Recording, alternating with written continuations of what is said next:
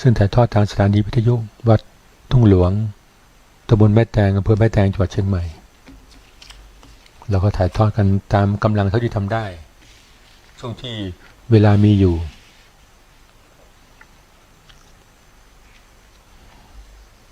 ได้บอกกล่าวไปอยู่ในเมื่อข่าวที่แล้วเกี่ยวกับความหวังความปรารถนาความประสงค์องค์พระสัมมาสัมพุทธเจ้าได้บอกกับภิกษุทั้งหลายว่าความหวัง2ประการนี้ละได้ยาก2ประการเป็นไฉน 1. ความหวังในลาภ 2. ความหวังในชีวิตการเกิดในภพชาติต่อไปการเกิดในภพชาติต่อไปสำเร็จด้วยบุญและการอธิษฐานจิตองค์พระสัมมาสัมพุทธเจ้าตรัสถึงการเกิดขึ้นแห่งสังขารว่าดูก่อนภิกษุทั้งหลายภิกษุในธรรมวินัยนี้เป็นผู้ประกอบด้วยศรัทธาศีลสุตตะจาคะปัญญาเธอมีความปรารถนาว่าเมื่อเราตายไปแล้วพึงเข้าถึงความเป็นสหายแห่งกษัตริย์มหาศาลดังนี้แล้วเธอจึงตั้งจิตนั้น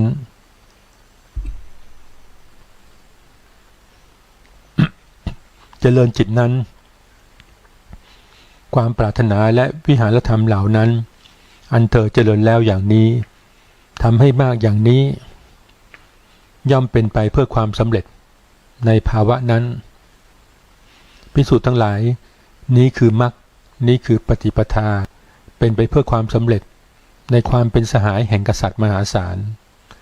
แม้ในความปรารถนาจะเป็นพราหมณ์มหาศาลเป็นเทวดาชั้นต่างๆเป็นสหัสสพรหมก็กระทำความปรารถนาเช่นเดียวกันความประสงค์ของคน6จำพวกพราหมณ์คนหนึ่งเข้าไปทูลถามองค์พระสัมมาสัมพุทธเจ้าถึงความประสงค์ความนิยมความมั่นใจความต้องการและความปรารถนาสูงสุดของคน6จำพวกคือกษัตริย์พราหมณ์คฤหัสถ์สตรีโจรและสมณะพระบรมศาสดาตรัสตอบความประสงค์ความนิยมความมั่นใจความต้องการและความปรารถนาสูงสุดแก่พราหมณ์ว่าความประสงค์ของกษัตริย์ความนิยมของกษัตริย์คือโภคทรัพย์ความมั่นใจของกษัตริย์คือปัญญาความต้องการของกษัตริย์คือกำลังทหารความปรารถนาเป็นที่สุดคือความเป็นเจ้าในแผ่นดินความเป็นใหญ่ส่วนความประสงค์ของพราหมณ์ก็คือความนิยมในโภคทรัพย์ความมั่นใจในปัญญาความต้องการในเวทมนต์ความประสงค์ความปรารถนาเป็นที่สุดคือบูชายันและพรหมโลกฝ่ายความประสงค์ของคฤหบดีความนิยมในโภคทรัพย์ความมั่นใจในปัญญาความต้องการในศิลปะความปรารถนาที่สุดคืองานที่สำเร็จความประสงค์ของสตรีความนิยมคือเครื่องประดับความมั่นใจคือบุตรความต้องการคือไม่มีหญิงอื่นร่วมสามีความปรารถนาเป็นที่สุดคือเป็นใหญ่ในบ้านความประสงค์ของโจรคือความนิยมคือความลักทรัพย์ความมั่นใจคือที่เร้นลับความต้องการคือศาสตราความปรารถนาที่สุดคือที่มืดไม่มีใครเห็นส่วนความประสงค์ของสมณะคือความนิยมคือความขันติโสรจะความมั่นใจคือปัญญาความต้องการคือศีลความปรารถนาที่สุดคือความไม่มีกิเลสและนิพพานนั้นธรรมะที่เป็นความปรารถนาหาได้ยากเนี่ย4ประการองค์พระสัมมาสัมพุทธเจ้าได้ตรัสแก่นาถบิณฑิกะเศรษฐีคฤหบดีว่าถึงธรรมะที่เป็นที่ปรารถนาชอบใจหาได้ยากในโลก4ประการคือ 1. ขอให้โภคทรัพย์สมบัติจงเกิดขึ้น 2. ขอยศจงมีแก่เราและญาติ 3. ขอให้อายุยืน 4. ตายแล้วขอให้ไปสวรรค์ส่วนการให้ได้ธรรมะ4ประการในข้างต้นต้องประพฤติธรรมะ4ประการคือ 1. ความถึงพร้อมด้วยศรัทธา 2. ความถึงพร้อมด้วยศีล 3. ความถึงพร้อมด้วยจาคะ 4. ความถึงพร้อมด้วยปัญญา ความหวังทางโลกและทางธรรมพระสัมมาสัมพุทธเจ้าทรงตรัสเปรียบเทียบบุคคลกับความหวังทางโลกและทางธรรมไว้3 จำพวกที่1บุคคลที่หวังบางคนในโลกนี้เกิดในตระกูลต่ำขาดแคลนปัจจัย4มีโรคมากได้ฟังข่าวว่ากษัตริย์ได้แต่งตั้งอภิเษกเป็นกษัตริย์เขาไม่มีความคิดว่าตนจะได้อภิเษกเป็นกษัตริย์เปรียบเทียบกับบุคคลในโลกนี้เป็นคนทุศีลมีธรรมะเลวทรามไม่ใช่สมณะแต่ปฏิญาณว่าเป็นสมณะชุ่มด้วยราคะเธอได้ยินว่าภิกษุทำให้แจ้งเจโตวิมุตติปัญญาวิมุตติอันไม่มีอาสวะเธอไม่มีความคิดว่าเราจะทำให้แจ้งเจโตวิมุตติปัญญาวิมุตติอั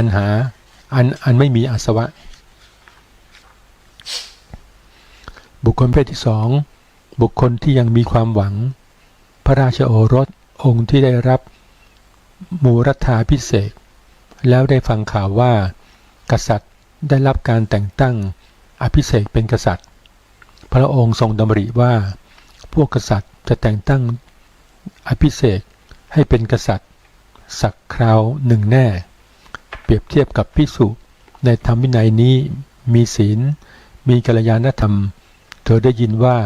ภิกษุทำให้แจ้งเจโตวิมุตติปัญญาวิมุตติอันไม่มีอาสวะเธอมีความคิดว่าแม้เราก็จะทำให้แจ้งเจโตวิมุตติปัญญาวิมุตติอันไม่มีอาสวะ 3. บุคคลที่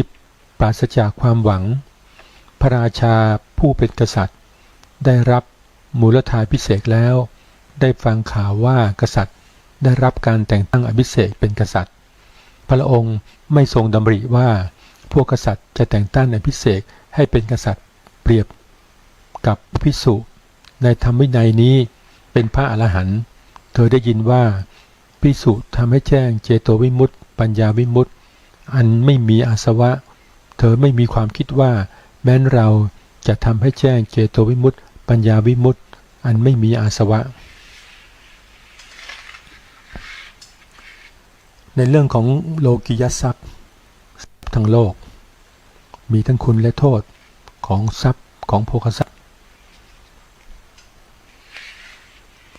ดูก่อนภิกษุทั้งหลายโทษในโภคทรัพย์5ประการนี้คือ 1. ทรัพย์ที่เป็นทั่วไปแก่ไฟ 2. ทรัพย์ที่เป็นทั่วไปแก่น้ำ 3. ทรัพย์ที่เป็นทั่วไปแก่พระราชา 4. ทรัพย์เป็นทั่วไปแก่โจร 5. ทรัพย์เป็นทั่วไปแก่ทายาทผู้ไม่เป็นที่รักดูก่อนภิกษุทั้งหลายอานิสงส์ในโภคทรัพย์นั้นก็มี5ประการเช่นเดียวกันคือ 1. อาศัยโภคทรัพย์บุคคลนั้นจึงเลี้ยงตนให้เป็นสุขบริหารให้เป็นสุขโดยชอบ 2. เลี้ยงบิดามารดาให้เป็นสุขโดยชอบ 3. เลี้ยงบุตรภรรยาคนใช้คนงานและบริวารให้เป็นสุขโดยชอบ 4. เลี้ยงมิตรและอมาตย์ให้เป็นสุขโดยชอบ 5. ย่อมบำเพ็ญทักษิณาทานที่ให้ผลเลิศเป็นทางสวรรค์มีสุขเป็นผลธรรมะที่เป็นประโยชน์ในชาตินี้องค์พระสัมมาสัมพุทธเจ้าตรัสแก่ทีฆาชานุว่าธรรมะ4ประการย่อมเป็นไปเพื่อประโยชน์เพื่อความสุขภายหน้าแก่กุลบุตร4ข้อเราเคยได้ฟังอยู่คือ 1. อุทานะสัมปทาเลี้ยงชีพด้วยความหมั่นในการประกอบหน้าที่การงานเป็นผู้ไม่เกียจคร้านมีปัญญาเครื่องสอดส่องอันทำให้งานสำเร็จ 2. อารักขะ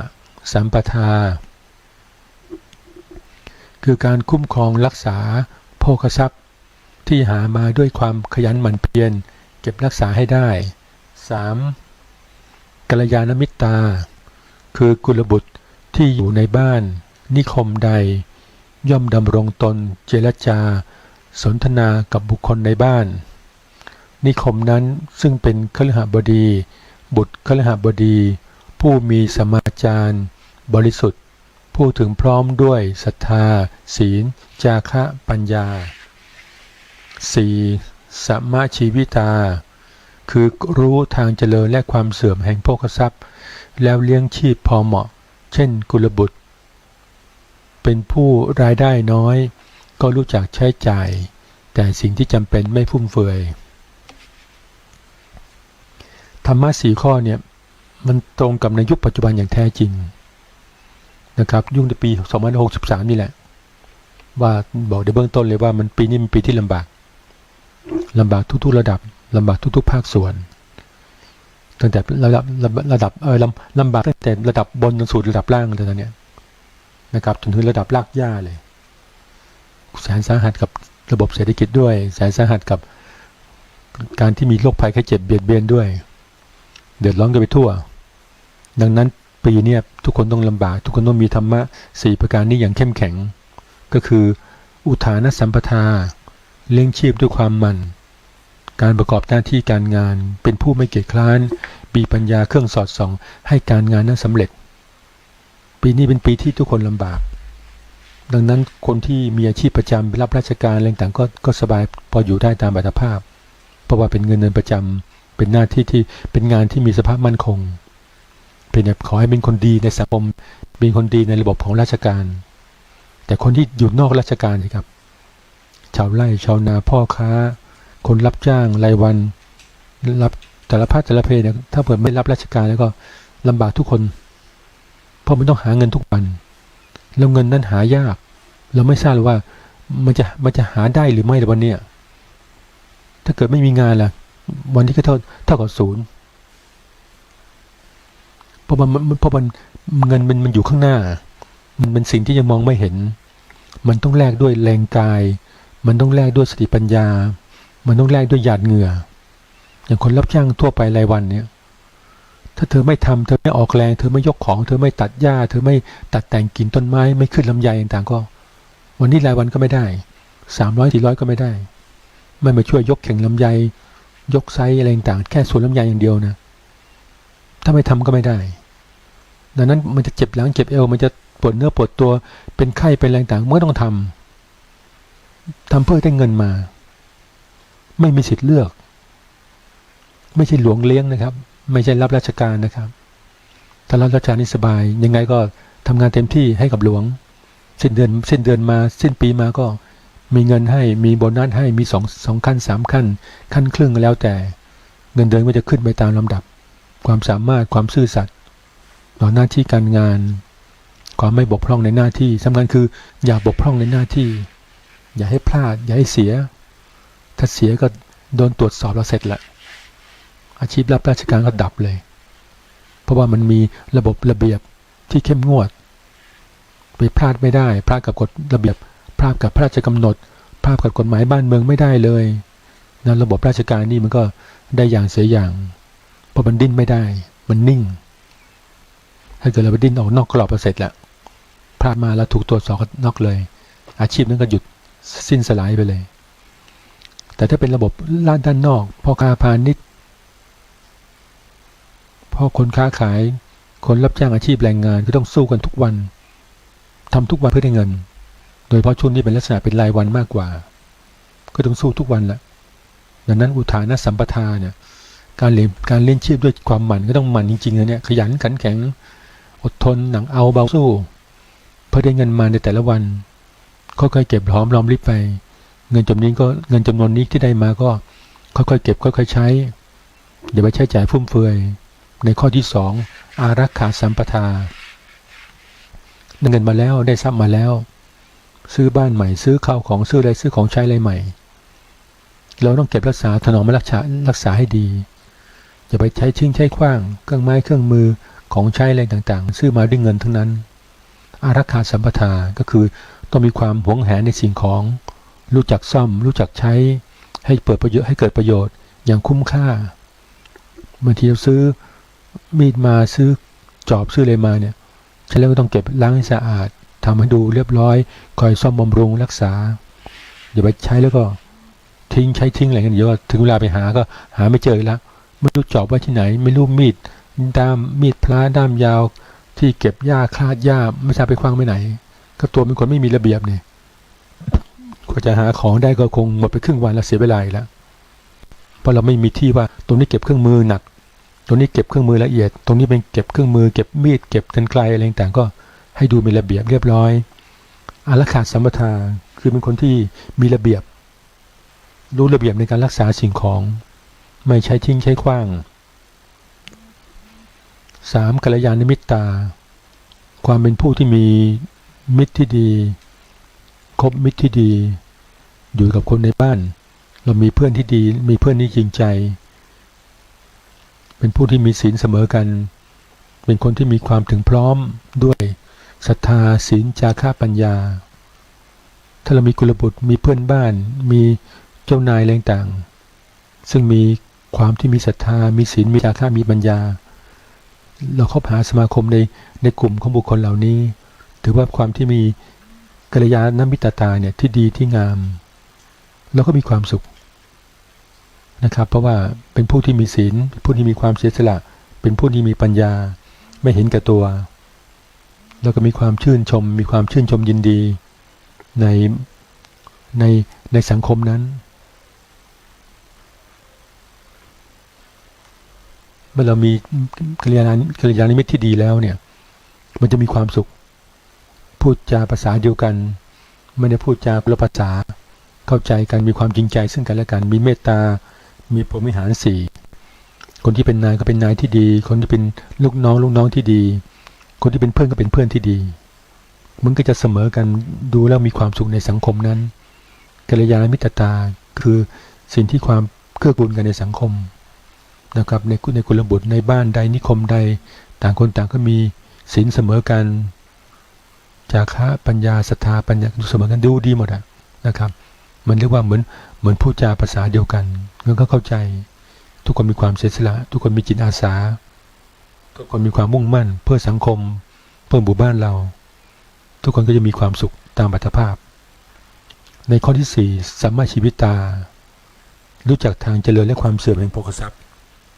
เราได้ทรัพย์มาหามาได้เนี่ยด้วยความยากลำบากเราก็ต้องรู้จักใช้เก็บรู้จักใช้รู้จักเก็บไม่ใช่ว่าเราได้มา100 บาทเนี่ยเกิด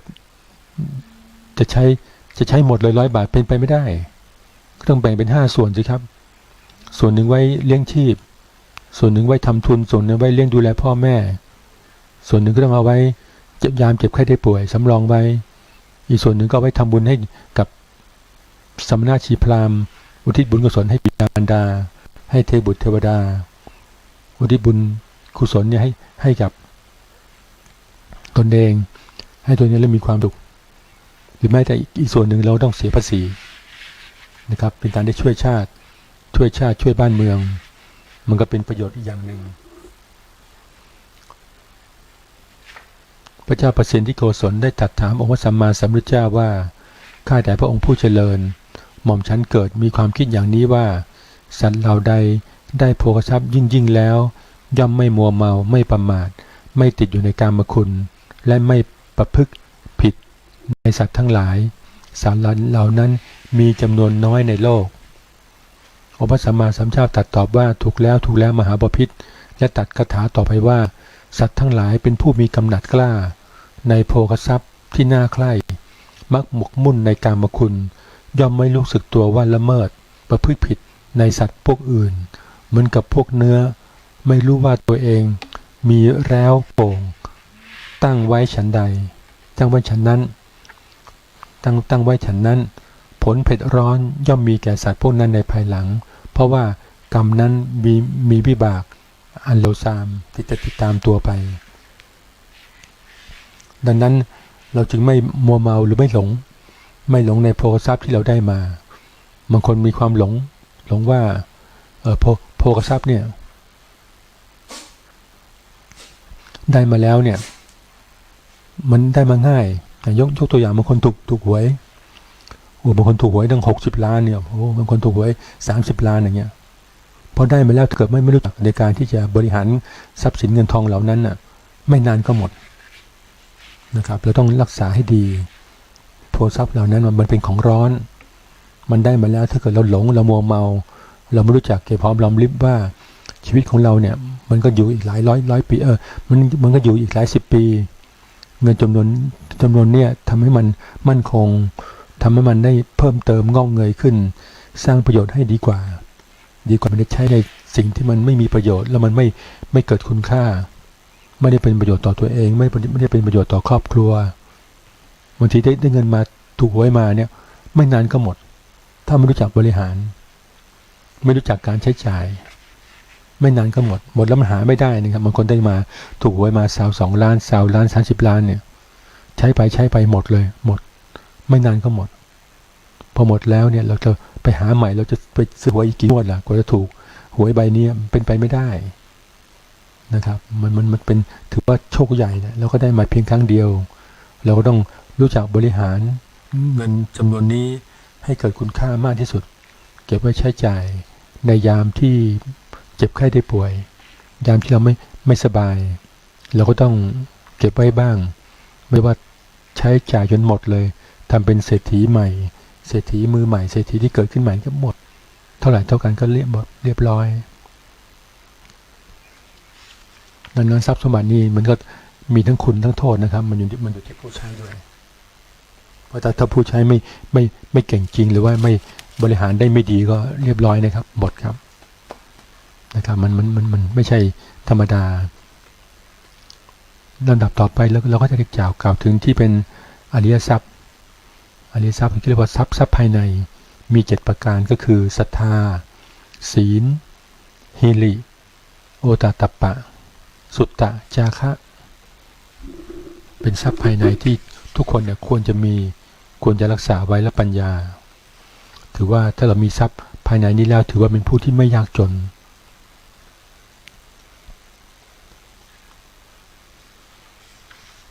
ทรัพย์ภายในคือเรามีศรัทธาแน่นอนเรารู้แล้วศรัทธาคืออะไรเนี่ยศรัทธาความเชื่อความเลื่อมใสในบุญมีความเชื่อในผลของบุญมีความเชื่อในการเกิดของตถาคตนะครับการเกิดเชื่อในบุญเชื่อในบาปเชื่อในกรรมมีความเชื่อในสิ่งนั้นเชื่อในผลของทานอย่างเงี้ย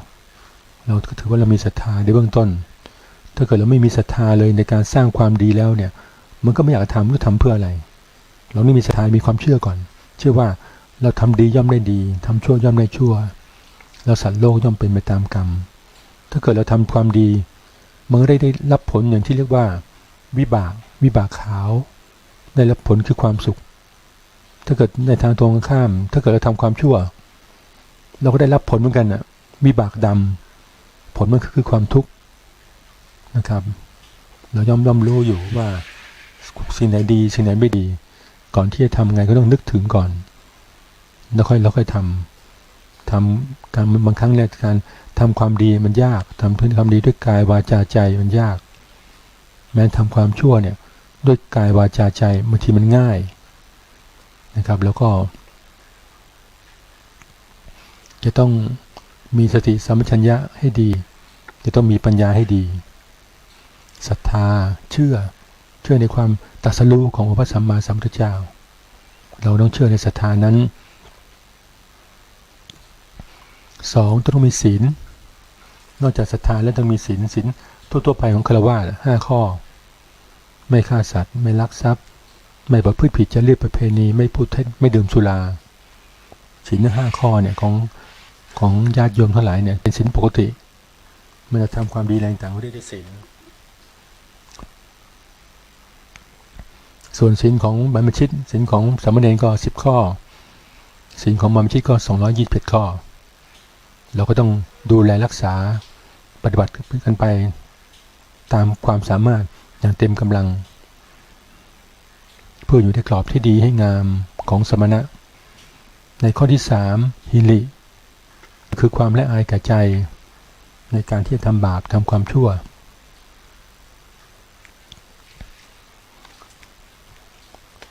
ข้อที่4โอตตัปปะก็คือความกลัวต่อผลของบาปถ้าเกิดทำไปแล้วเนี่ยผลของบาปมันจะตามทันมันเป็นวิบากเราต้องมีความกลัวอย่าได้ทำเลยขึ้นเชื่อว่าความชั่วแล้วอย่าได้ทำเลยหิริคือความละอายแก่ใจโอตตัปปะก็คือความเกรงกลัวในข้อที่4สุตตะคือการศึกษาเล่าเรียนในสิ่งที่เป็นประโยชน์ต่อชีวิต เป็นสิ่งที่มันประเทิงปัญญาให้เราดีมีปัญญาเนี่ยกว้างขวางขึ้นดีขึ้นได้ยินได้ฟังสิ่งที่ดีที่งามสุตตะศึกษามากเป็นผู้ที่ได้ยินได้ฟังมากได้ยินได้ฟังนี่ไม่ได้ฟังไปเรื่อยนะฟังแต่สิ่งที่ดีๆงามๆสิ่งที่เป็นประโยชน์สิ่งที่ทำให้ประโยชน์ในชีวิตประโยชน์ในครอบครัวประโยชน์ในการดำรงชีวิตประโยชน์ในหน้าที่การงานสุตตะหรือแม้ประโยชน์ในทางธรรมฟังครูบาอาจารย์ท่านเทศฟังครูบาอาจารย์ท่านสอนสั่งสุตตะก็จะช่วยให้ได้เกิดปัญญาขึ้นเป็นผู้ที่ฟังมากฟังแล้วก็จะเกิดปัญญาในข้อที่6จาคะเราก็จะถือว่าเป็นการที่เสียสละเราเป็นคนที่มีความเสียสละในจิตใจเสียสละแม้แต่ทรัพย์สมบัติเสียสละแม้แต่สิ่งที่เป็นข้อขุ่นข้องหมองใจในจิตใจเสียสละความรู้ความสามารถเป็นวิทยาทานเสียสละแม้แต่แรงกายแรงใจเป็นมีจิตอาสาก็ถือว่ามีการจาคะได้เหมือนกันจิตอาสาเพื่อส่วนรวมเสียสละกำลังกายกำลังใจเสียสละแม้แต่วิทยาทานความรู้ต่างแล้วก็ไม่ปิดบังอำพรางเรามีความจาคะมีความเสียสละหรือแม้แต่เราเสียสละสิ่งที่ไม่ดีไม่งามต่างเสียสละเรียกว่าเสียสละสิ่งที่เป็นข้าศึกในจิตใจสิ่งที่ไม่ดีไม่งามพวกสิ่งที่ทำให้เกิดความขุ่นข้องหมองใจเสียสละสิ่งที่ไม่ดีออกไปจากจิตใจความเห็นในตัวโลภะโทสะโมหะอะไรต่างแล้วก็พยายามสลัดทิ้งจาคะเสียสละออกไปอย่าให้มีจิตใจอย่าให้มันพอกพูนในจิตใจปัญญาในส่วนที่ข้อที่7เราจะเกิดปัญญาขึ้นอย่างแท้จริงปัญญาความรอบรู้ในสิ่งทั้งปวงไม่ว่าความรู้ในทางโลกหรือว่าทางธรรมบางคนเรียกว่าเก่งทั้งโลกอย่างเดียวเลยโอ้จบถึงป.ตรีป.โทป.เอกแต่พอทางธรรมเนี่ยบางทีก็ไม่เชื่อว่าโลกหน้ามีจริงไม่เชื่อว่าชาติก่อนที่ผ่านมาแล้วมีจริงเชื่อแต่ว่ามีโลกในปัจจุบันแล้วชาติหน้าจะเป็นศูนย์ตายแล้วศูนย์อย่างเงี้ยก็ไม่ดีเพราะจะเชื่อแบบนี้แล้วเนี่ยเขาจะไม่เชื่อถึงการทำบุญเลยเพราะว่าทำมาแล้วก็ศูนย์เปล่าเขาจะไม่รู้ว่าทำมาแล้วได้อะไรแต่ถ้าเกิดมีความเชื่อมีปัญญาในหมวดของสัมมาทิฏฐิหรือว่าทิฏฐุชุกรรมการทำความเห็นให้ตรงต่อคำสั่งสอนองค์พระสัมมาสัมพุทธเจ้าเราจะเชื่อเลยว่าชาติหน้ามีจริงนะเนี่ยคนเราเกิดมาเนี่ยมันมีกรรมเป็นของตนนะมีกรรมเป็นแดนเกิดนะมีกรรมเป็นเผ่าพันธุ์เราทำกรรมใดไว้กรรมดีก็ตามกรรมชั่วก็ตามเราก็จะได้รับผลของกรรมนั่นแหละทำให้เกิดความเชื่อความเลื่อมใสมีปัญญามองดูท่องแท้เลยของสัตว์โลกเนี่ยว่ามีตั้งอยู่ในสภาวะของอนิจจังทุกขังอนัตตาตายแล้วก็ต้องเกิดแก่เจ็บตายมีอยู่ทุกตัวสัตว์ไม่ว่าเป็นมนุษย์หรือเทวดาถ้าเกิดยังไม่ได้ข้ามพ้นจากวัฏฏะสงสารยังไม่ข้ามพ้นเข้าสู่มรรคผลนิพพานแล้วก็ตายต้องเกิดแน่ๆแหละจะเกิดไปช่วงไหนล่ะไปเกิดเป็นสัตว์เนื้อฉานไปเป็นเปรตเป็นอสุรกายเป็นสัตว์นรกหรือว่าจะไปเกิดเป็นเทวดาจะเกิดเป็นพรหมหรือไม่จะเข้าสู่ในอมตะธรรมคือนิพพานก็แล้วแต่มนุษย์แล้วแต่จิตใจเราเป็นผู้ทำเราเป็นผู้สร้างเราจะโทษใครไม่ได้ว่าทำไมฉันต้องเกิดมาเป็นแบบนี้ทำไมฉันต้องมาเกิดมายากจนทำไมฉันไม่เกิดมาในกองเงินกองทองล่ะมีช้อนเงินช้อนทองออกมาด้วยเนี่ยพ่อแม่ก็ร่ำรวยสบายแต่ว่าทำไมท่านต้องเกิดมาในสภาพที่มันต้องทุกข์ยากลำบากมันต้องดิ้นรนมันต้องต่อสู้มันต้องแสวงหามันต้องสะสม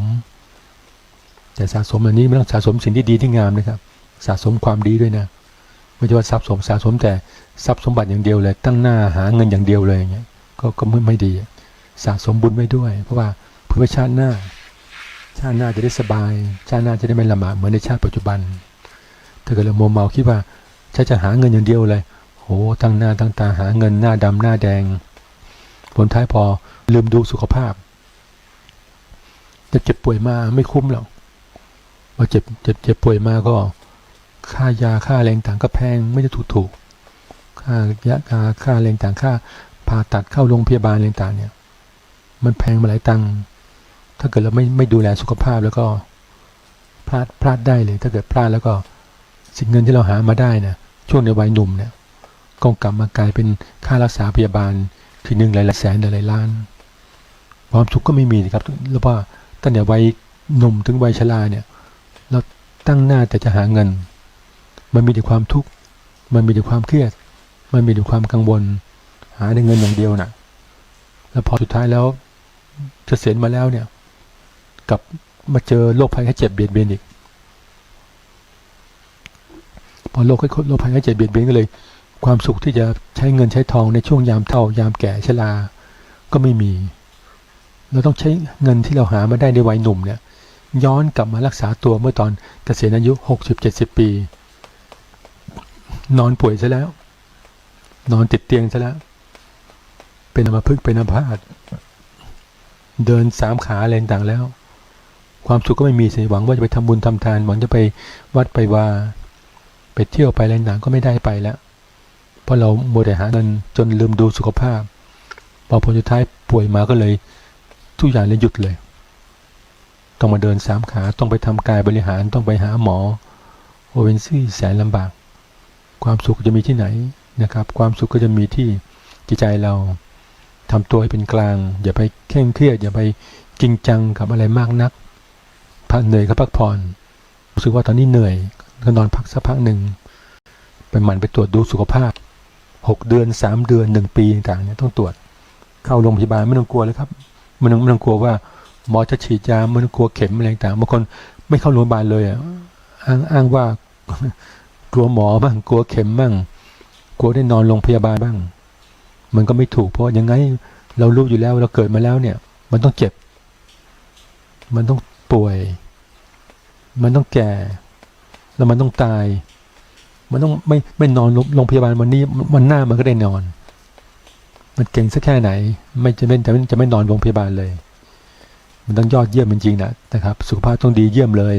ไม่เคยเข้ามานอนโรงพยาบาลเลยเนี่ยว่ายอดเยี่ยมสุขภาพที่เป็นเลิศเลยนะครับแต่ว่ามันน้อยคนนะมันอย่างบางคนเข้าโรงพยาบาลเนี่ยเข้าแล้วไม่ได้ออกเลยโยมครับ ถ้าเข้าไม่ได้ออกนี่รู้ไหมไปว่าอะไร คือไม่เคยเข้าโรงพยาบาลเลยได้ในหนุ่มเนี่ย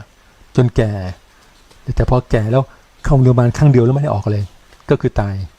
ก็มีนะครับชีวิตไม่เหมือนกันนะบางคนเข้าโรงพยาบาลครั้งเดียวครั้งเดียวเลยแล้วก็รวดตายเลยหมอพบโรคร้ายหมอพบอะไรต่างก็เขาว่าเป็นขั้นที่4ขั้นที่5แล้วเป็นมากแล้วก็เลยไม่ได้ออกโรงพยาบาลเลยครับอยู่จนตายเลยก็มีนะครับคนเรามีหลากหลายนะครับเข้าแล้วไม่ได้ออกครับนะครับดังนั้นทุกคนจริงที่ว่าอย่าได้ประมาทอย่าได้ไปกับสุขภาพเป็นสิ่งสำคัญอย่าคิดว่าฉันที่เก่งฉันอะไรต่างฉันไม่ลงเข้าโรงพยาบาลเลยเขาจะไม่หาหมอฉันจะไม่ฉีดยาฉันจะไม่ตรวจโรคตรวจความดันตรวจเบาหวานตรวจหัวใจตรวจตับไตต่างๆไม่ได้ยังไงก็ต้องตรวจพระองค์พระสัมมาสัมพุทธเจ้าได้บอกว่าร่างกายเราเนี่ยเปรียบเสมือนเกวียนคันเก่าแม้ดุมล้อแม่ซีกล้ออะไรต่างมันก็ต้องซ่อมมันก็ต้องหลุดต้องเสียไปตามธรรมชาติถ้าเปรียบเทียบในยุคปัจจุบันนี้แล้วร่างกายเราก็เหมือนรถยนต์คันเก่าไม่ทราบว่ารุ่นไหนบางคนรุ่นปี60บางคนรุ่นปี55บางคนรุ่นปี70อย่างเงี้ยวันนี้ปีอะไรแล้วเนี่ย2000 ซาวแล้วครับมันนานมาแล้วนี่มันร่วม50-60 ปีแล้วนี่มันก็ต้องซ่อมมันต้องเข้าโรงซ่อมต้องตรวจต้องเช็คต้องเปลี่ยนถ่ายน้ำมันเครื่องต้องสูบลมล้อยางต้องเปลี่ยนนั่นเปลี่ยนนี่อยู่มันเป็นธรรมดาเลยนะมันเป็นธรรมดาว่าร่างกายเราเป็นแบบนี้มันต้องซ่อมแซมมันต้องดูแลรักษามันต้องตรวจมันต้องกินยาเพื่อเรามีสุขภาพดีแข็งแรงอยู่กับลูกหลานนานๆอยู่กับครอบครัวอยู่กับลูกศิษย์ลูกหาอยู่กับครูบาอาจารย์อยู่กับวัดกับวาต่างก็เป็นไปด้วยสุขภาพของแต่ละคนที่มันดีขึ้นนะครับดังนั้นสุขภาพก็เป็นสิ่งสำคัญเหมือนกันที่ทุกคนเนี่ยประมาทไม่ได้บางคนประมาทว่าสุขภาพดีแรงต่างๆมันก็ไม่ได้เหมือนกันนะถึงเวลาก็ร่างกายก็ต้องพังไปเหมือนกันมีอยู่บทหนึ่งซึ่งน่าสนใจได้เขียนมาอยู่ในข้อความที่เรียกว่าเล่าสู่กันฟังมีเป็นการดูแลสุขภาพถึง15 ข้อเนี่ยก็บอกว่าอันนี้เป็นคาถาอายุยืนเขาเขียนเป็นบทสั้นๆว่า ข้อที่ 1ดื่มน้ำเป็นยาข้อที่ 2กินปลาเป็นหลักข้อที่ 3กินผักเกินครึ่งข้อที่ 4ไข่ไก่ฟองหนึ่งข้อที่ 5อย่าพึ่งกาแฟข้อที่ 6อย่าแก่ของเค็มข้อที่ 7อย่าเข้มของหวานข้อที่ 8อย่าทานของนอกข้อที่ 9อย่ากอดแต่เหล้าข้อที่ 10อย่าเฝ้าสูดควันข้อที่ 11สุริยันวันทาข้อ 12เริงร่าออกกำลังกายข้อ 13ยืดเส้นสายเป็นนิด14สมาธิจิตเป็นประจำ15สำคัญปล่อยวาง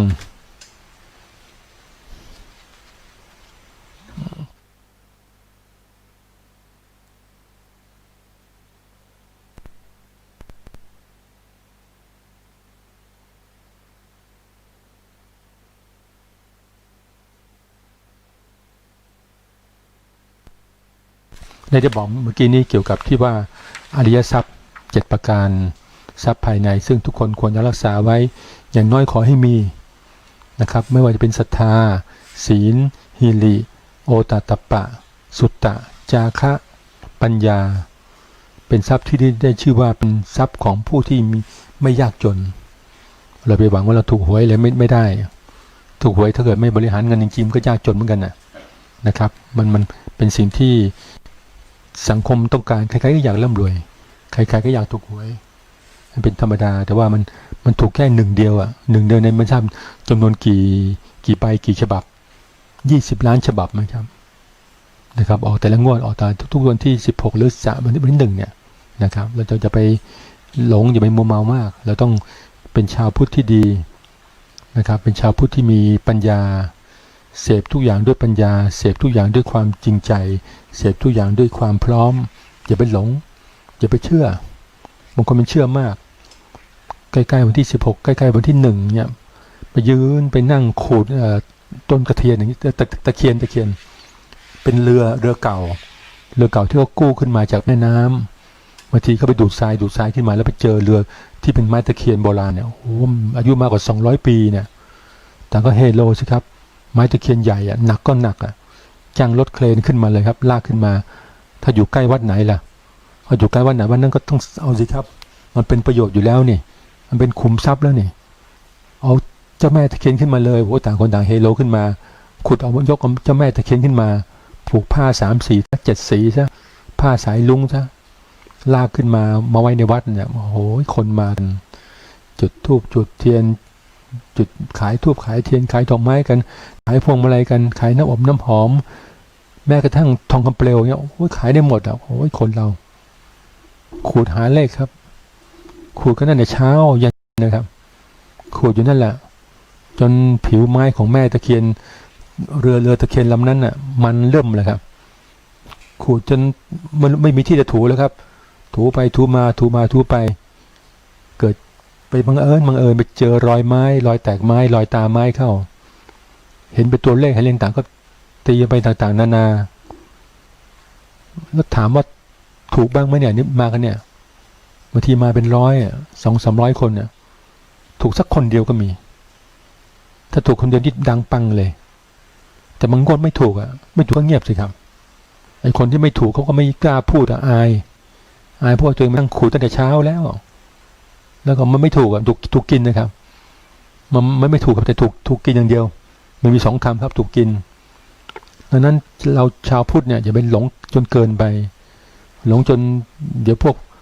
ต่างชาติแล้วเขาจะดูถูกเอาว่าโอ้ยอะไรเมืองไทยเป็นเมืองพุทธแท้เลยโมหะยังหนักหนาขนาดนี้เลยเนี่ยก็ไหนบอกว่าเราจะแก้เรื่องโลภะโทสะโมหะไงล่ะโอ้หนักชะไหนเลยพอถึงวันที่16พอถึงวันที่1เนี่ยใกล้ๆเนี่ยถ้าวันที่15-14เนี่ยโอ้โหโลภะโทสะโมหะมากันเต็มที่เลยนี่เหรอไทยแลนด์เหรอนี่เหรอเมืองไทยเหรอนี่หรือชาวพุทธแท้หรือพุทธเทียมชาวพุทธอยู่ที่ไหนอยู่ที่เจ้าแม่ตะเคียนเหรอเนี่ยโอ้เข้าวัดเข้าวากัน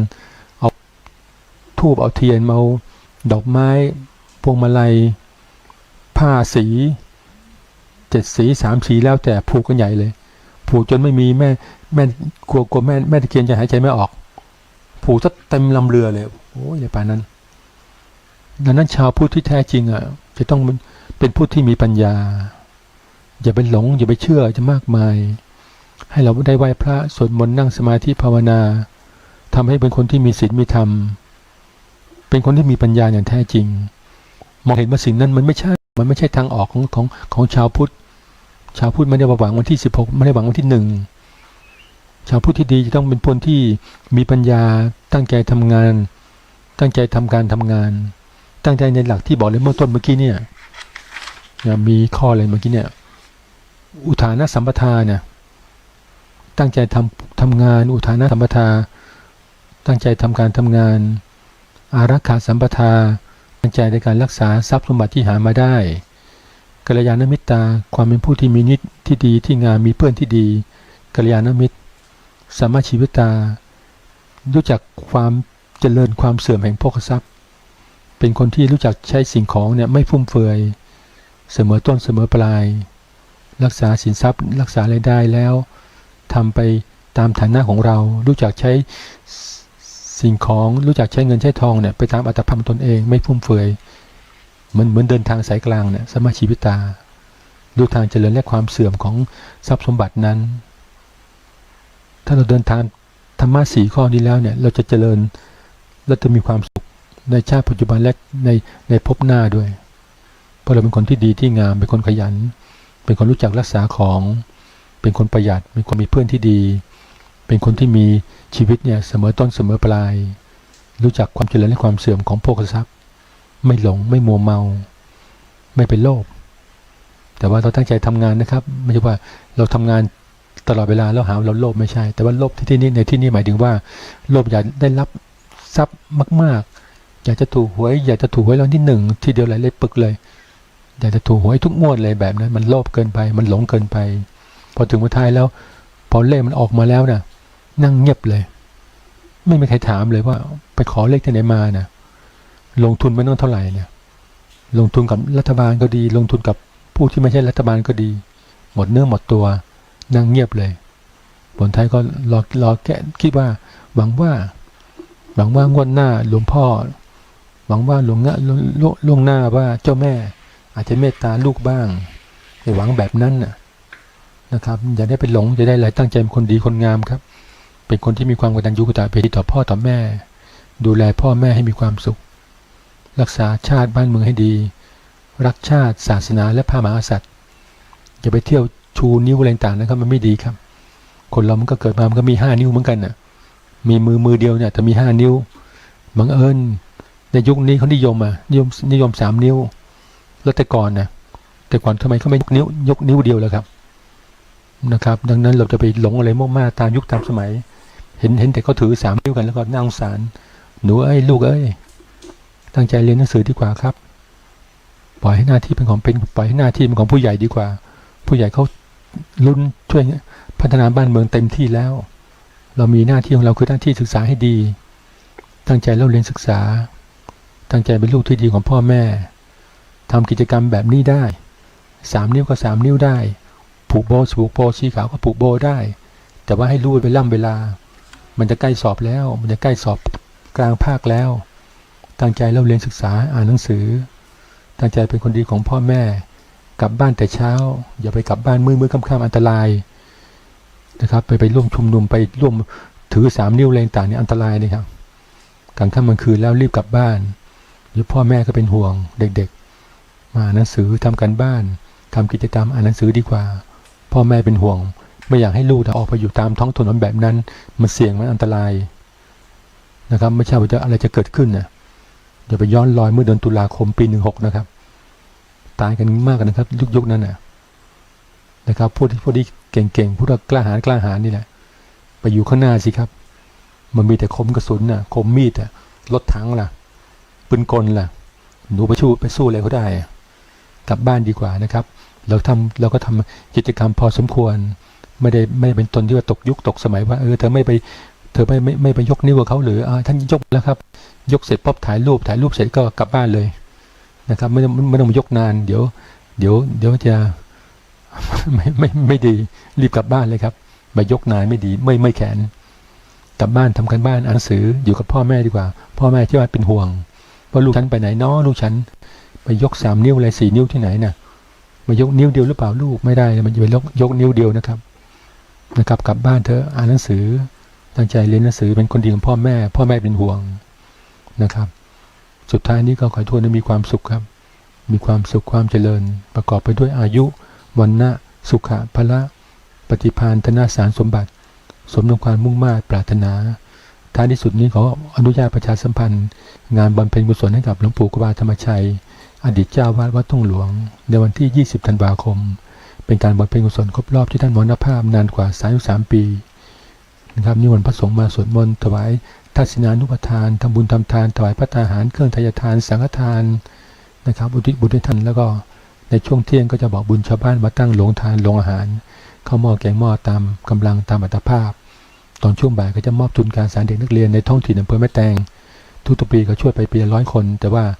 ลองดูปีนี้ก่อนว่าจะช่วยได้สักขนาดไหนเพราะว่ามันเศรษฐกิจไม่ดีซะเหลือเกินลำบากจึงอาศัยสื่อประชาสัมพันธ์วิทยุออนไลน์วัดทุ่งหลวงเปิดบอกบุญกับญาติโยมทุกคนที่รับฟังรายการให้ความอุปถัมภ์ให้ความช่วยเหลือแม้แต่ในปัจจุบันตอนนี้ก็ได้รับผลกระทบอย่างมากต้องการความช่วยเหลือกับด้านภัตตาหารค่าน้ำค่าไฟค่าอาหารสัตว์เลี้ยงซึ่งต้องเป็นรายจ่ายในชีวิตประจำวันก็สามารถร่วมบริจาคได้ครับทางสถานีทางสถานีทางธนาคารกสิกรไทยสาขาช่างเผือกเลขบัญชีก็279-207-4957ในนามของพระสมศักดิ์ปัญญาวโรทุกคนร่วมสามารถบริจาคเป็นวิหารทานสังฆทานค่าน้ำค่าไฟค่าภัตตาหารพันภิกษุสามเณรแล้วก็ค่าอาหารของสัตว์เลี้ยงได้ตามอัตภาพขอให้ทุกคนได้มีความสุขครับมีความสุขมีความเจริญประกอบไปด้วยอายุวันนะสุขะพละปฏิภาณธนสารสมบัติสมดังความมุ่งมา่ปรารถนาทุกประการเทอญ